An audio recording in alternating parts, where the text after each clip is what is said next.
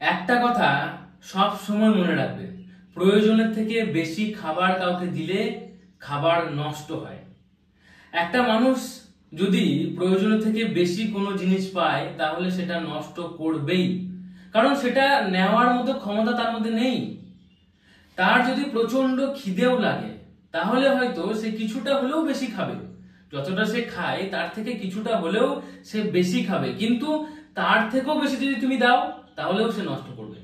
তাই বুঝতে হবে যে একটা মানুষ কতটা চায়, তার নিড কতটা সেটা বুঝতে হবে এবং ততটাই তাকে দিতে হবে, তাহলে কিছুটা হলেও ব্যালেন্স থাকবে। কিন্তু যদি তুমি চাও যে সে আরো বেশি তড়পাক, তাহলে তার খিদে লাগার অপেক্ষা করতে হবে তোমাকে। তার খিদে লাগছে, তার কিছুক্ষণ পর তুমি যদি তাকে খেতে দাও তাহলে খিদেটা আরো বেশি পরিমাণে লেগেছে এবং খুব ভালোভাবে সে খাবে। এবং যখন তার প্রচুর খিদে লেগেছে তারপরেও সে যতটা খেতে পারবে তার থেকে অল্প চারটিখানি কম দাও, তাহলে দেখবে সে খিদে পাওয়ার পরে যে খাবারগুলো খেয়েছে না, সেই খাবারগুলোর যথেষ্ট ভ্যালু দিচ্ছে সে, এবং আরো কিছুটা, যেহেতু তার পেট খালি তাই আরো কিছুটা খাবারের জন্য সে কিন্তু তোমাকে রিকোয়েস্ট করছে। সো সিম্পল একটা বিষয় বুঝতে হবে, যখন কোনো একটা মানুষ তোমাকে মিস করছে না তার মানে বুঝতে হবে যে তুমি তাকে মিস করার সুযোগটাই দিচ্ছ না। এই একটা বিষয় অনেক মানুষ বুঝতে পারে না। আমি আগেও বহুবার বলেছি আমার ভাই বোন বন্ধুদেরকে, তোমরা আমার ভাই, তোমরা আমার বোন, তোমরা আমার বন্ধু, তোমরা আমার এই চ্যানেলের সদস্য, তাই আমি যে বিষয়টা বলছি সেটা একটু মেনে চলো। একটা মানুষ তোমাকে মিস তখনই করবে যখন তুমি সেই মানুষটাকে মিস করার সুযোগ দেবে। যদি তুমি কন্টিনিউয়াসলি সারাদিন তাকে ফোন করতে থাকো, মেসেজ করতে থাকো, সোশ্যাল মিডিয়ায় নক করতে থাকো, কোথায় গিয়েছো, ঘুম থেকে উঠলে কিনা, good morning, good night, good নুন, গুড আফটারনুন, কোথায় আছো, কেমন আছো, ভালো আছো, হবে না, সে মিস করবে না। সম্পর্ক ভালো থাকুক বা খারাপ থাকুক, তাকে একটা পার্সোনাল স্পেস দিতেই হবে। পার্সোনাল স্পেস যদি তুমি না দাও তাহলে সে নিজেকে পরাধীন মনে করবে।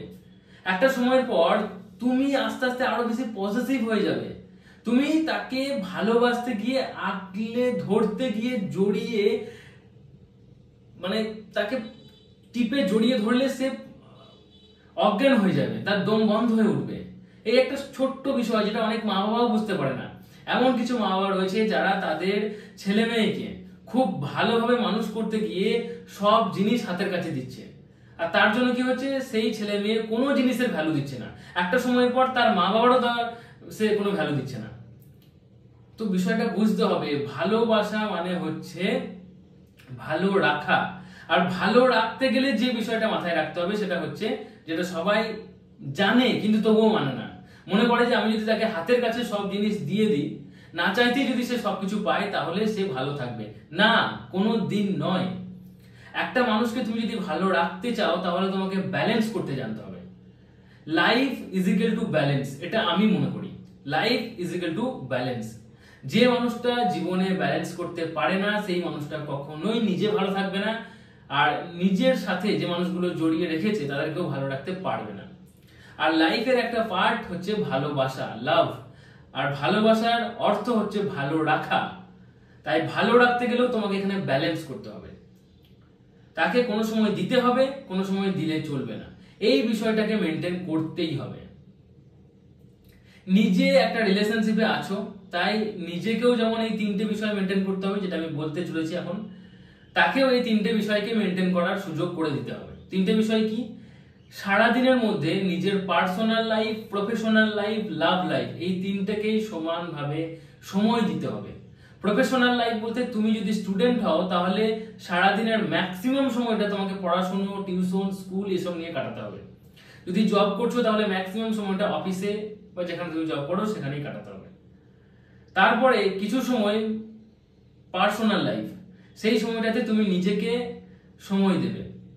স্নান করলে সঠিক সময়ে, খাবার খেলে সঠিক সময়ে, ঘুমালে সঠিক সময়ে, সঠিক সময়ে তুমি তোমার একটু হবি নিয়ে কাজ করলে। গান করতে ভালো লাগে, সারাদিনে 5 মিনিট কিংবা 10 মিনিট গানও করবো, সেই সময় আমি কারো ফোন ধরবো না, যত ইম্পর্টেন্ট হোক না কেন। ড্যান্স করতে ভালো লাগে, ড্রয়িং করতে ভালো লাগে, গল্প করতে ভালো লাগে, বন্ধু বান্ধবের সাথে আড্ডা দিতে ভালো লাগে, ফ্যামিলির সাথে গল্প করতে ভালো লাগে, বই পড়তে ভালো লাগে, সিনেমা দেখতে ভালো লাগে, সেটা আমি করবই এবং সেই সময় আমি কাউকে বার্তা দেবো না।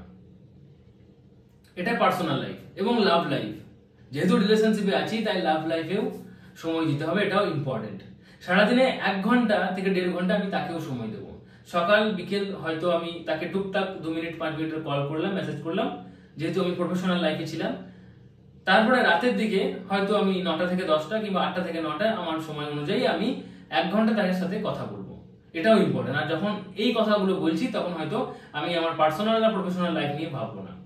এইভাবে নিজের পার্সোনাল, প্রফেশনাল, লাভ লাইফ এই তিনটাকে প্যারালালি মেনটেন করতে হবে এবং সামনের মানুষটাকেও মেনটেন করার সুযোগ করে দিতে হবে। তবেই সে নিজের জীবনে স্বাধীন থাকবে, স্পেস পাবে একটা, এবং তোমাকে ভালোবাসতে বাধ্য হবে। কিন্তু তুমি সেটা করছো না। তুমি কি করছো? সকালে উঠেই সবার প্রথমে নিজে ফোন করছো। কারণ কি? সে ফোন করে না, সে ঘুম থেকে উঠে খুব ব্যস্ত হয়ে যায়। যদি সে ব্যস্ত থাকে তাহলে তুমিও সপ্তাহে 4 দিন অ্যাটলিস্ট ব্যস্ত থাকো। ব্যস্ত না থাকলেও ফোন করো না। কারণ তুমি যখন পরপর এইভাবে কন্টিনিউয়াসলি তাকে ফোন করে যাচ্ছ তখন তার সেটা একটা অভ্যেসে পরিণত হচ্ছে যে না, আমি ফোন করি চাই না করি সে তো করেই নেবে। এখানে কি হচ্ছে? তুমি আনভ্যালুয়েবল পার্সন তৈরি হয়ে যাচ্ছ, তোমার ভ্যালু ডাউন হয়ে যাচ্ছে। সময় সুযোগ থাকুক বা না থাকুক, সারাদিনে সেও যেন ফোন করে, তুমিও যেন ফোন করো, এই বিষয়টাকে মেনটেন করতে হবে। যদি না করতে পারো তাহলে কখনোই ভালোবাসা টিকবেই না। তাকে মিস করার সুযোগ দাও। যদি সে অফিস চলে যায় এবং অফিসে গিয়ে একবার ফোন হয়ে গেছে 1-2 মিনিটের জন্য যে আমি অফিস পৌঁছে গেছি, এবার কাজ আছে, তাহলে তাকে আর 6 ঘন্টা 8 ঘন্টার জন্য ডিস্টার্ব করো না। তাহলে অফিস থেকে বেরিয়ে সর্বপ্রথম ফোনটা সে তোমাকেই করবে। কিন্তু তুমি যদি সারাদিনে আরো 3বার 4বার মেসেজ করো তাহলে কিন্তু ওই মেসেজগুলোর খুব একটা রিপ্লাইও দেবে না, এবং অফিস থেকে বেরিয়ে সে প্রথমেই যেটা করবে তার বন্ধু বান্ধবের সাথে একটু আড্ডা দেবে কিংবা তার যেটা ভালো লাগে সেটা করবে। তারপরে হয়তো বাড়ি পৌঁছালে একবার ফোন করলো কি করলো, না হলে সেই রাত্রিবেলাতেই করবে, বা হয়তো সেরকমও করবে না। তাই সময় দাও, সুযোগ দাও, মিস করার সময়টা তাকে দাও। যত বেশি তার খিদে লাগবে তত বেশি সে খাবার খাবে, বোঝা যাচ্ছে? আর তুমি যদি তার চাহিদার থেকে বেশি কিছু দাও তাহলে সেটা নষ্ট হবে। একটা সিম্পল বিষয়, কিন্তু ম্যাক্সিমাম মানুষ এটা মানতে রাজি নয়। আমি অনেক ভিডিওর মাধ্যমে বলেছি যে সম্পর্কটা হচ্ছে একটা বাইকের মতো। বাইকের 2টো চাকা হচ্ছে তুমি এবং সে। 2টো চাকাকে সমানভাবে সমান গতিতে ছুটতে হবে এবং একসাথেই থামতে হবে, তবেই কিন্তু বাইকটা ঠিক থাকবে, অর্থাৎ সম্পর্কটা ঠিক থাকবে। একজন খুব স্পিডে ছুটছে, একজন ছুটতে পারছে না, তাহলে কখনোই সম্পর্ক ভালো থাকবে না। তাই সমান গতিতে ছুটতে হবে, দুজনকেই সমানভাবে অ্যাডজাস্ট করতে হবে, দুজনের সম্মান করতে হবে। ভালোবাসাটা দুজনের মন থেকে হবে। একজন যদি ভাবে যে আমি কাঁধে করে পুরো সম্পর্কটাকে সারা জীবন টেনে নিয়ে যাব, তাহলে তার থেকে বোকা এই পৃথিবীতে আর কেউ নেই, কখনোই সম্ভব নয়। হ্যাঁ, কিছু রেয়ার কেস রয়েছে, কিছু ব্যতিক্রম বিষয় রয়েছে যেখানে একটা মানুষ হয়তো 60% 70% পর্যন্ত অ্যাডজাস্ট করছে।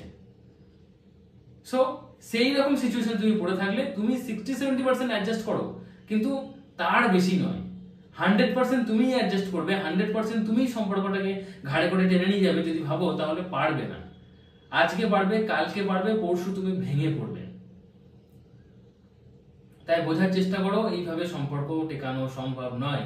একটা মানুষ তোমাকে তখনই মিস করবে যখন তুমি তাকে মিস করার সুযোগ দেবে, এবং তার সাথে সাথে নিজের উপরে খেয়াল রাখো।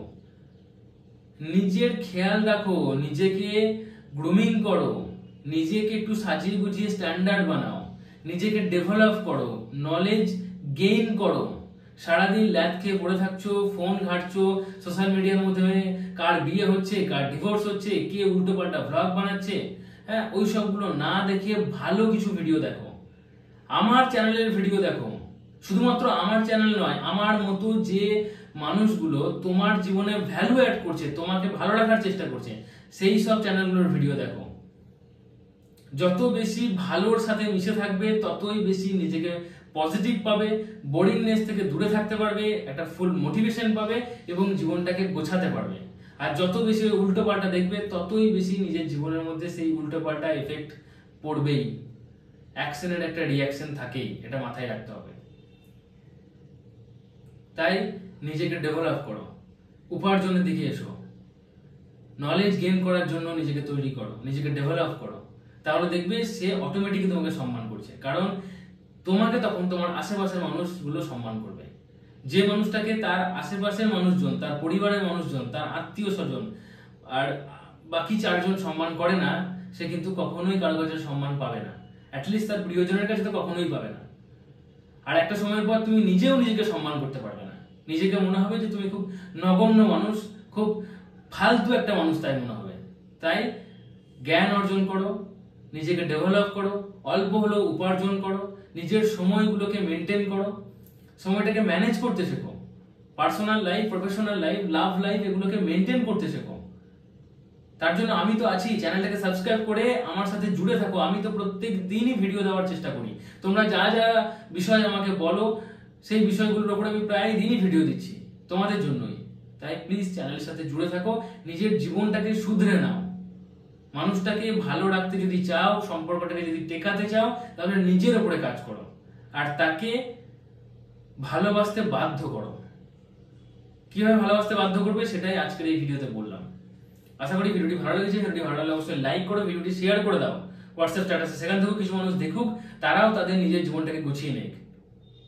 তুমি যদি তোমার জীবনের কোনো সমস্যা নিয়ে আমার সাথে ডিসকাস করতে চাও, তাহলে আমার ভ্লগ চ্যানেলে প্রত্যেক বুধবার সন্ধ্যে 7:30টায় লাইভ সেশন হয়, সেটা জয়েন করতে পারো, ফ্রি লাইভ সেশন। ভ্লগ চ্যানেলের লিংক প্রত্যেক ভিডিও ডেসক্রিপশন বক্সে পাবে। ভ্লগ চ্যানেলের নাম শান্তিনিকেতনের শান্তনু। সো সাবস্ক্রাইব করে নাও। চলো আজকের মতো এটুকুই, ta ta, take care, thank you, ভালো থেকো, ভালো রেখো।